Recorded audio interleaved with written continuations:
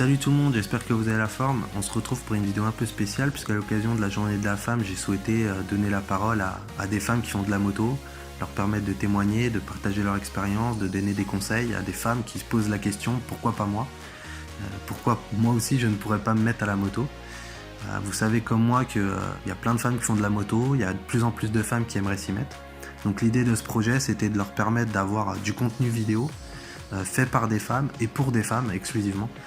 Donc je remercie Amélie, Anne-Sophie, Candice, Cynthia, Louise et Pauline pour leur témoignage. Je vous souhaite à toutes, pour le coup, une bonne vidéo. Et puis n'hésitez pas à lâcher un petit commentaire si vous avez des questions. Allez, salut!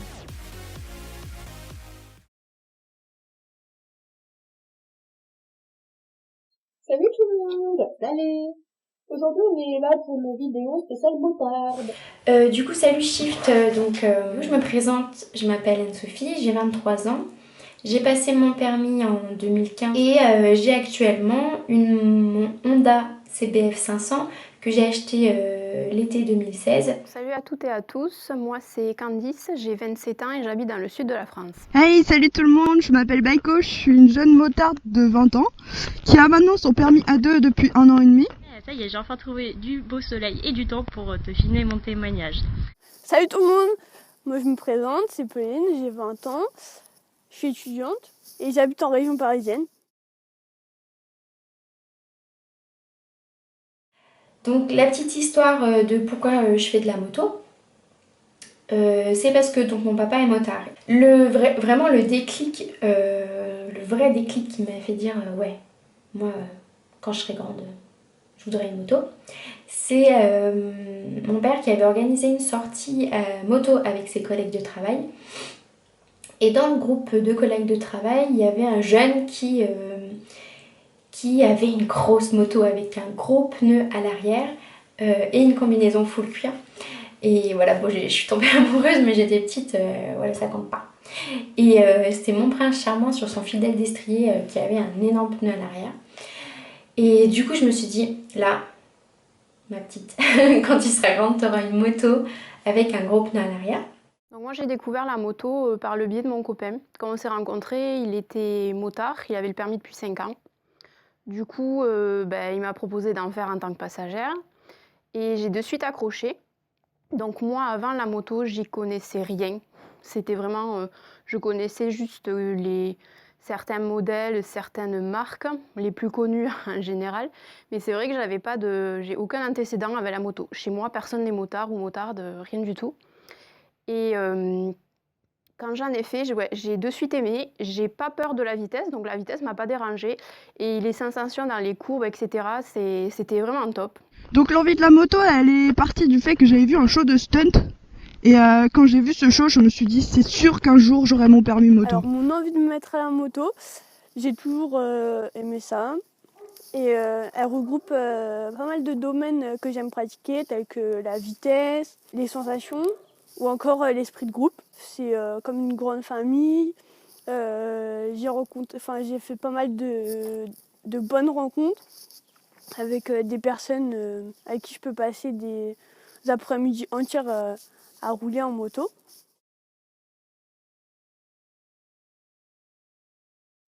Vous êtes une fille, vous voulez vous inscrire au permis moto, mais vous vous trouvez trop petite, trop vieille, trop mince, trop ceci, trop cela, on s'en fout.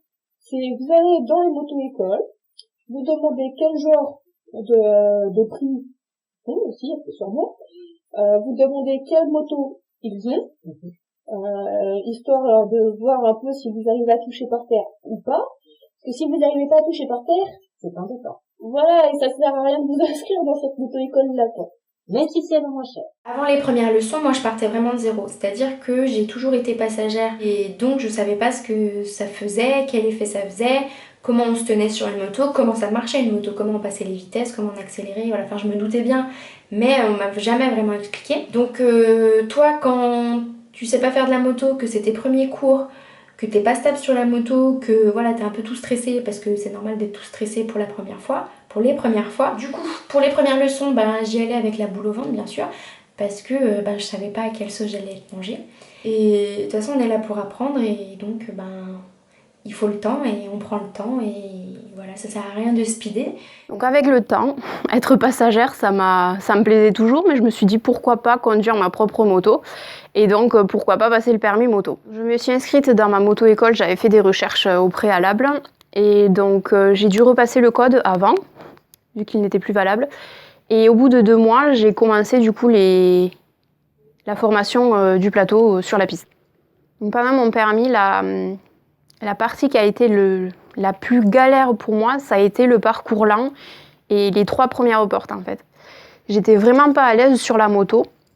Du fait que les premières portes sont vraiment serrées, j'arrivais pas à passer entre les cônes en fait. Je me prenais tout le temps un cône, j'allais à l'autre bout, enfin, j'y arrivais pas. Et il m'a fallu 10 heures de cours pour réussir à passer à peu près bien, une fois sur 2 on va dire, les 3-4 premières portes. Donc en fait, c'est normal de galérer. Voilà, il y a certaines personnes qui arrivent facilement et il y en a d'autres qui vont plus avoir un petit peu plus de mal, mais c'est pas grave. Alors dans ces moments-là, c'est vrai qu'on est au fond du trou, on est déprimé, on se sous-estime parce qu'au final, on se dit les autres y arrivent, mais pourquoi moi je n'y arrive pas en fait? Et dans ces cas-là, faut vraiment pas se comparer aux autres. C'est pas la chose à faire parce que chaque personne est différente. Par exemple, dans mon groupe, le jour du permis, il y a 2 mecs qui géraient mais très bien en cours, autant le lent que le rapide. Et peut-être à cause du stress ou je sais pas, la pression, etc. Le jour de l'examen du plateau, ils se sont chiés. Donc c'est pas parce que ces personnes-là y arrivent nickel qu'elles vont pas se chier au permis et inversement. Voilà. Donc vraiment, ça veut rien dire, il faut pas se comparer. C'est vraiment, il faut que vous y allez à votre rythme. Si vous n'y arrivez pas, il faut persévérer, vraiment persévérer. À force d'essayer, vous trouvez une technique qui vous va et en fait, vous vous améliorez. Il faut continuer et persévérer vraiment. Je crois que c'est le mot pour le permis moto, c'est la persévérance parce que vous allez avoir pas mal de galères, mais au final, il faut garder en tête le but final, c'est d'avoir son permis et de conduire sa moto. Vous galérez bien avant et après, ça sera vraiment le pied. Bon, j'ai eu très peur j'ai hésité un peu quand même avant de me lancer, parce que j'étais jamais montée sur une moto, en tout cas une moto de grosse cylindrée. Et je savais pas comment j'allais réagir, si ça allait être trop haut pour moi, si ça allait être trop dur, je savais pas. Donc je me suis lancée et première heure de plateau, c'était donc la première fois de ma vie que je montais sur une moto. J'ai trouvé ça très compliqué en fait, c'est très technique et en fait je me suis très vite découragée quand j'ai fait ma première heure de plateau parce que j'ai eu beaucoup de mal à me faire la technique de la moto et en plus de ça j'ai été tombée 3 fois. Donc je me dis si j'arrive pas à tenir debout sur une moto, c'est con quoi. Je vais pas continuer pour tomber à chaque fois que je ferai des heures, ça sert à rien. Je suis quand même retournée une 2e fois pour faire une autre heure de plateau et je suis encore tombée, mais c'est toujours quand tu tombes, c'est tout le temps en ralenti. En fait, tu tombes bêtement quoi, c'est parce que tu bloques les roues et puis voilà, avec le poids de la moto, tu tombes quoi. C'est pas la vitesse ou quoi que ce soit, en fait, c'est juste le ralenti quoi. Et donc du coup, à la 2e heure, je me suis dit qu'est-ce que je fais du coup? Est-ce que j'arrête? Est-ce que je passe le 125? Je savais pas quoi faire. Et puis je me suis dit bon, tant pis, j'y vais quand même. Je vais continuer, on va bien voir. Et en fait, ça vient tout seul. Faut vraiment être patient et puis au bout d'un moment, tout va tout seul. T'as l'impression que ça fait 10 ans que t'en fais, que tu fais que ça tous les jours et qu'en fait c'est super facile. Alors qu'au début, c'était pas ça du tout quoi. Sinon, concernant les épreuves en elles-mêmes, les cours de moto, alors moi je sais que le premier cours, mon dieu, je stressais comme une tarée, c'était un truc de dingue. Mais prenez votre temps pour apprendre les choses. Moi je sais que le lent, j'y suis pas. Mon moniteur a d'abord essayé de me faire aller tout de suite dessus sur le slalom et tout ça, c'était une catastrophe, c'était pas possible. Moi je gérais le poids de la moto, j'avais une 50, on me met sur un ER6, j'étais perdue. Mais vraiment, je passe de 90 kg à 200, pardon. J'étais pas au courant, donc j'ai vraiment fait n'importe quoi. Donc j'ai de moi-même décidé d'aller faire des exercices plus lents sur la piste pour pas gêner les autres, et je m'entraînais à faire des 8, je m'entraînais à faire des courbes assez serrées, à faire les arrêts en tournant comme il y a au milieu du lent là, vous verrez ça quand vous étudierez. Et je me suis entraînée toute seule dans mon coin à faire ça avant de revenir sur les épreuves, parce que je sais que je déteste rester sur un échec et je trouve ça vachement important au final de toujours finir sur une note positive quand on sort de nos cours de moto, parce qu'on peut facilement se décourager, mine de rien. Alors des doutes, quand j'ai commencé en 50, j'en ai pas eu particulièrement. Par contre, juste avant mon premier cours en A2, j'appréhendais un petit peu le poids de la moto. Mais ensuite, en montant sur la moto et en la redressant, je me suis rendu compte que le poids de la moto était quasiment inexistant.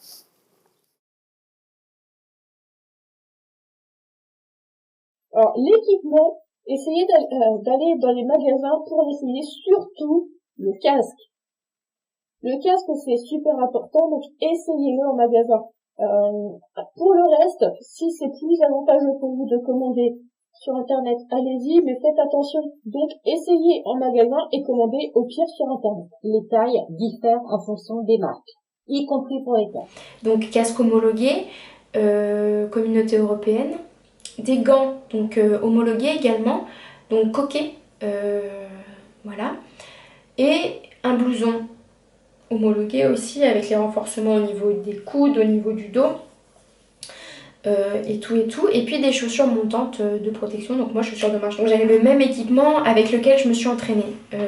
Moi je conseillerais aux personnes qui par exemple, j'ai eu des nouveaux gants pour passer le permis, ne pas faire la même erreur que moi, c'est-à-dire ne pas acheter des nouveaux gants une semaine avant de passer le permis, par exemple. Parce que du coup, les gants, il faut que tu te habitues, c'est pas du tout la même sensation par rapport à tes anciens gants qui eux sont faits, machin, donc c'était un peu compliqué, mais on y est arrivé, pas de problème. Donc je conseille pas de nouvel équipement juste avant de passer un permis parce que t'es bien dans tes baskets comme on dit quand t'as tes habits que tu connais. Moi, mon équipement, je l'ai acheté au fur et à mesure sur peut-être 2-3 ans. J'ai commencé par le casque et ensuite j'ai suivi par une paire de gants et un textile d'abord. Et ensuite, j'ai réussi à trouver un cuir qui me plaisait beaucoup en braderie. Et du coup, ça a été l'occasion, le prétexte, pour me trouver un cuir. Voilà. Du coup, quand j'ai décidé de passer le permis, j'avais tout l'équipement, sauf les bottes de moto, que j'ai décidé d'acheter spécialement pour le permis, en fait. Je voulais vraiment quelque chose de sûr et qui me tienne vraiment bien la cheville et le pied, en fait, entièrement. Voilà. Pour l'équipement, vaut mieux aller, moi je dis, dans un magasin avec des gens qui vont vous conseiller. Parce que quand on connaît pas de gens qui font de la moto, c'est compliqué de savoir quoi acheter. Moi je l'avais acheté toute seule en me disant que tout allait bon, mais en fait j'étais obligée de tout racheter parce que tout n'était pas adapté à la moto.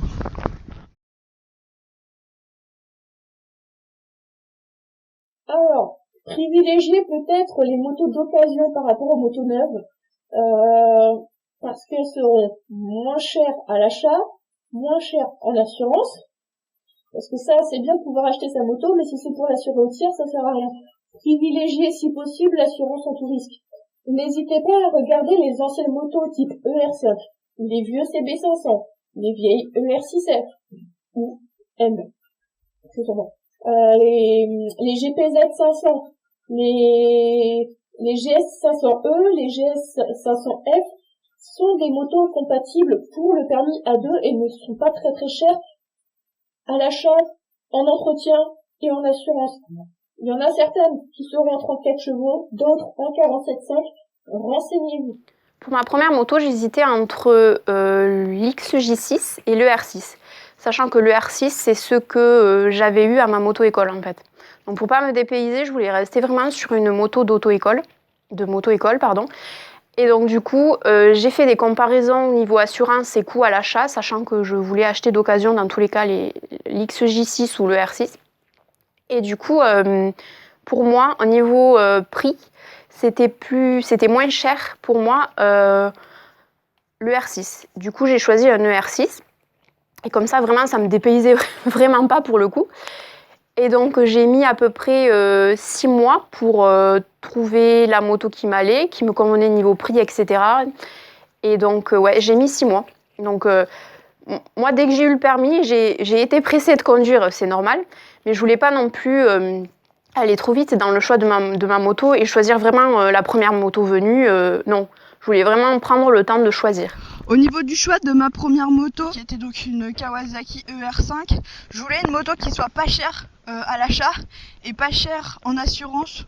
Pour une première moto, je me dis on sait jamais si on tombe ou autre chose. Enfin, je voulais quelque chose qui soit vraiment pas cher et comme ça de mettre de côté plus tard pour acheter une nouvelle moto. Donc voilà, en tout cas, si j'ai un conseil à vous donner, c'est n'hésitez surtout pas à aller voir des professionnels qui travaillent dans des garages, dans des concessions moto ou autres pour vous donner des conseils par rapport à la moto. Sinon, concernant l'achat de la première moto, moi je sais que j'y suis pas allée toute seule, hein, c'est très bête à dire, mais en général, du coup, c'est des hommes qui vendent les motos, et moi je sais que même si j'étais accompagnée, j'ai réussi un peu à me faire arnaquer dans le sens où finalement ma moto je l'ai payée plus cher que ce que j'aurais dû. Alors même si j'avais réussi à pointer du doigt certains problèmes qui me semblaient pas normaux sur la moto, il a quand même réussi à faire des ristournes parce qu'il part toujours du principe que les femmes ça n'y connaît rien en mécanique et du coup ils font des entourloupes, et j'avoue que je me suis fait avoir. Donc ce qui est, je pense, pas mal pour le choix de votre première moto et l'achat de la première moto, c'est d'y aller accompagné avec de préférence des hommes qui s'y connaissent en méca, parce que là vous êtes sûr de repartir avec une bonne moto. Sinon, concernant le choix du modèle, moi je dirais vraiment que faut essayer. C'est pas possible de choisir un modèle juste sur un ordinateur parce que faut vraiment tenter. Moi je sais que le R6 j'aurais jamais racheté ça, je trouve ça trop gros, c'est pas possible, donc finalement je suis passée sur Supermotard. Mais ça c'est vraiment des choix personnels et personne pourra les faire à votre place. Donc essayez le maximum de motos que vous pouvez, que ce soit par des amis ou même moi je sais que certains vendeurs acceptent de laisser les gens partir avec les motos pour un petit tour pour savoir comment ça se passe. Donc je pense que c'est vraiment important parce que cette moto vous êtes censé la garder longtemps, donc autant qu'elle vous aille.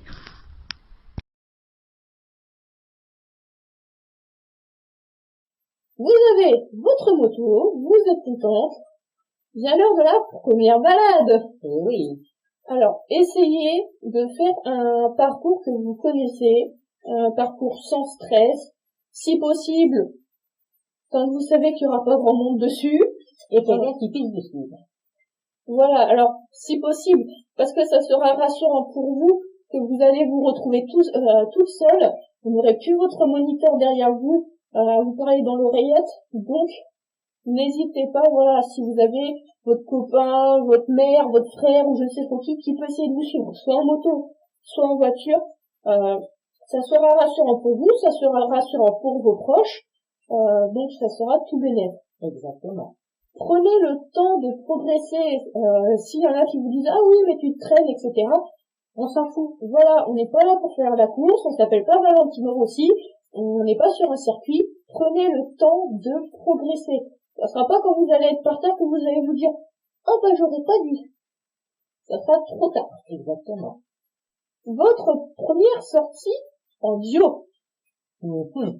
Alors, ce n'est pas parce que vous savez bien conduire toute seule que vous saurez conduire à deux. Voilà. Alors, sachez que le poids est réparti autrement, donc le temps d'arrêt, la longueur d'arrêt sera beaucoup plus longue que quand vous êtes toute seule.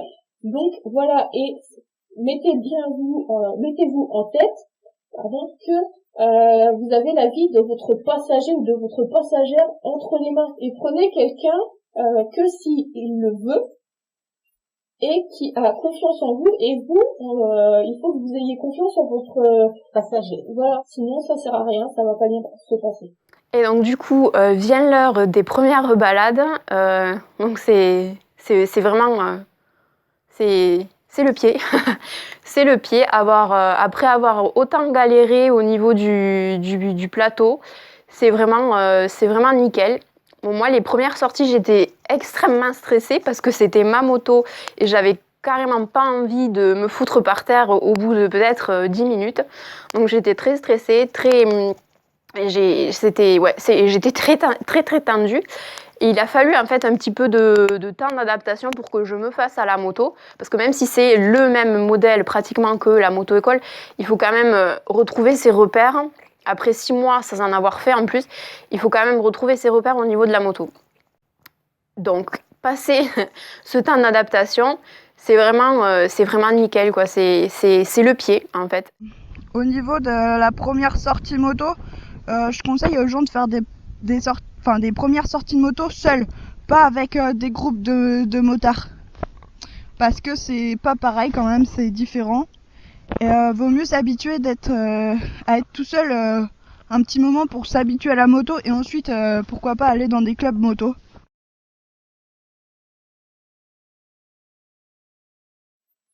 Première frayeur? Première frayeur. Ma première frayeur toute seule, ça a été sur une voie d'insertion. Je sortais d'une station-service pour aller là au niveau pour m'insérer au niveau d'une autoroute ou d'une nationale, enfin une route qui carbure, voilà. J'étais en première, normal jusque là. Pour passer ma seconde, je me suis retrouvée au point mort. Frayeur, je me suis dit qu'est-ce que je fais? Je passe la seconde, je passe la première. J'ai fait l'erreur de passer la première. Une MT-07, même bridée, je vous promets, ça lève. Je me suis retrouvée sur la roue arrière, en mode wheeling, en voie d'insertion, je me suis chié dessus. Frayeur en duo. Un petit délestage de la roue arrière en courbe, mais bon, elle a bien maîtrisé, on s'en est sorti nickel, on a bien gardé notre trajectoire. Bon, ça a tortillé un peu du derrière, mais pas de frayeur pour le passager, le conducteur non plus. C'était rigolo, mais involontaire, je le précise. ouais, parce que faire un petit drift de l'arrière, c'était pas terrible. Donc j'ai acheté une Kawasaki ER5 et 5 jours après, j'ai attrapé accident avec. Donc c'était pas de ma faute. C'était déjà par temps de pluie et puis bon, j'avais pas beaucoup d'expérience en moto vu que j'avais arrêté pendant 4 mois et puis qu'en plus de ça, je venais de l'avoir, t'es pas habitué, ça se conduit pas pareil une vieille moto qu'une nouvelle, donc c'était compliqué. Et du coup, j'ai attrapé accident. En fait, c'était la fille, elle est sortie, elle m'a coupé la priorité et puis j'ai freiné de l'arrière et de l'avant, freinage d'urgence quand même. Donc il y a des réflexes qui reviennent alors qu'on pense pas qu'ils seraient revenus, mais bon, sous temps de pluie, c'était pas malin quoi. Donc l'arrière de la moto est parti et puis moi avec, donc j'ai fini dans le talus et avec la moto aussi. Les mauvaises expériences, malheureusement, j'en ai vécu 2. Donc la première, j'ai eu un petit accident en 50, mais sans gravité, donc ça a été. Par contre, la deuxième, c'était récemment sur le plateau. Donc j'ai chuté et ça m'a coûté une petite pause pendant 2-3 semaines de moto. Si vos proches sont un peu réticents au fait que vous fassiez de la moto, entendez-les, écoutez-les. Je ne dis pas qu'il faut absolument les comprendre, les ceci, les cela. Écoutez-les, parce que ils ont des craintes. Alors c'est sûr que bon, après faut pas se dire ah oui mais faut pas que je touche à ma moto, faut pas que non, parce que là sinon partant de ce principe-là on sort même plus de chez soi. Mais c'est comme tout, on vous aime, vous êtes nos enfants dans ces cas-là et on a juste besoin d'être tranquille. Donc si on vous demande un petit texto quand vous êtes arrivé, c'est pas pour vous cliquer, c'est juste pour être rassuré. C'est tout. Un peu surprenant pour le reste de la famille. Oh mais tu fais de la moto et tout, c'est dangereux, machin. Oui, oui c'est dangereux, mais bon, c'est pas... C'est un plaisir, tu verras si toi ou si vous faites de la moto ou vous allez en faire, c'est tant que t'as pas testé, tu peux pas savoir. Et souvent les gens qui te disent voilà c'est dangereux, ah mais moi je monterai jamais sur une moto, c'est pas stable, c'est machin, c'est parce que soit ils connaissent pas, soit ils ont eu malheureusement quelqu'un de proche qui a eu un accident ou qui s'est tué en moto. Donc ça, ça arrive de toute façon. Donc moi, j'avais personne aussi dans ma famille qui fait de la moto. Je connais personne dans mon entourage qui en faisait. Donc aussi, ça met un peu une barrière quand t'as personne pour t'en parler, pour te guider, pour t'aider. C'est compliqué quand t'as personne. Et surtout quand t'es une fille, quoi, parce que après les a priori et tout ça. Mais bon, faut pas s'inquiéter. Ça vient tout seul, quoi.